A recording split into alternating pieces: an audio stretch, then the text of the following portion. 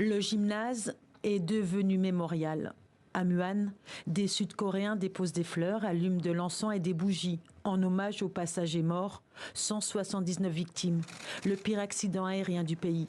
Une rose blanche à la main, le président par intérim se recueille à son tour. Partout, des drapeaux en berne. Séoul a décrété un deuil national de 7 jours. Sur les lieux du drame, les équipes inspectent l'épave de l'avion de Jeju Air, la compagnie qui a présenté ses sincères excuses.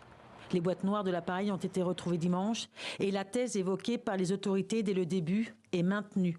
L'avion aurait été heurté en plein vol par des oiseaux. Le pilote a signalé une procédure d'urgence et une remise des gaz en raison d'un impact d'oiseaux. Le pilote a déclaré « Mayday, Mayday, Mayday » à 3 reprises et a utilisé les termes « impact oiseau » et « remise des gaz ». D'autres questions se posent. Pourquoi le train d'atterrissage n'est pas sorti? Pourquoi un mur en béton en bout de piste? C'est contraire aux règles de sécurité de l'aviation internationale. À l'aéroport, des familles campent encore dans l'attente d'informations. 141 corps ont pu être identifiés. Les 2 seuls survivants, 2 membres de l'équipage, sont hospitalisés. Ils disent ne se souvenir de rien pour le moment. À plus de 3000 km de là, ce père est en deuil. Sa plus jeune fille ne lui rendra pas visite cette année. C'est l'une des 2 victimes thaïlandaises. Quoi que je fasse, ma fille ne reviendra pas.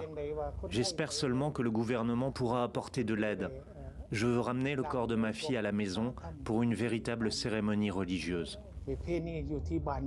La Corée du Sud a lancé une inspection complète de tous les avions Boeing 737 utilisés sur son sol. Ce lundi matin, l'un d'eux, appartenant une fois encore à Jeju Air, a subi un dysfonctionnement, un problème de train d'atterrissage, une anomalie déjà pointée du doigt dans la tragédie de la veille. L'avion a été forcé de retourner à l'aéroport de Gimpo peu après son décollage.